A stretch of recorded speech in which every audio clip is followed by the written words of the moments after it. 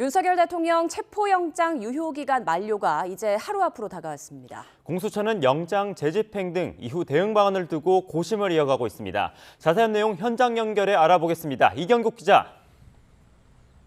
네, 공수처에 나와 있습니다. 네, 현재 공수처 상황은 어떤지 전해주시죠. 네, 저희 취재진이 새벽 6시쯤부터 이곳 공수처에서 현장을 계속 지켜보고 있습니다. 영장을 집행했던 그제 새벽 같은 경우에는 집행을 위해서 굉장히 분주한 모습이었는데 오늘은 아직은 특별한 움직임이 포착되지 않고 있는 상황입니다. 취재진들만 공수처 입구에 모여서 꾸준히 상황을 확인하고 있습니다. 법원이 발부한 윤석열 대통령의 체포영장 유효기간 6일, 그러니까 내일까지입니다. 이제 하루 앞으로 다가왔는데요. 일단 공수처는 숨고르기를 이어가면서 대응 방안을 고심하는 모습입니다. 일단 공수처는 어제 오후에 대통령 경호처 지휘감독자인 최상목 대통령 권한대행에게 경호처에 대한 협조 지휘를 해달라고 요구하는 공문을 재차 발송했습니다. 결국 영장 재집행 방안을 여전히 검토 중인 것이라고 볼 수 있는데 최 권한대행이 협조할지는 미지수인 상황입니다. 한남동 대통령 관저 앞에서 집회가 계속되고 있다는 건 역시 공수처의 고심을 깊게 하는 지점일 것으로 보입니다.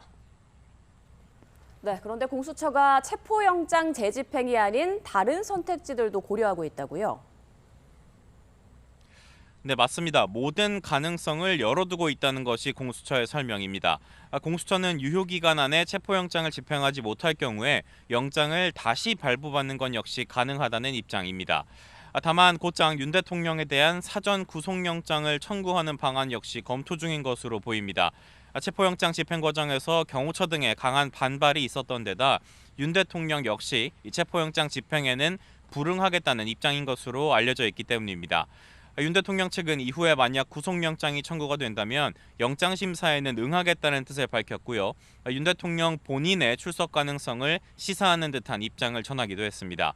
체포영장 유효기간 만료를 하루 앞둔 상황에서 공수처가 최종적으로 어떤 결정을 내릴지 관심이 주목되고 있습니다.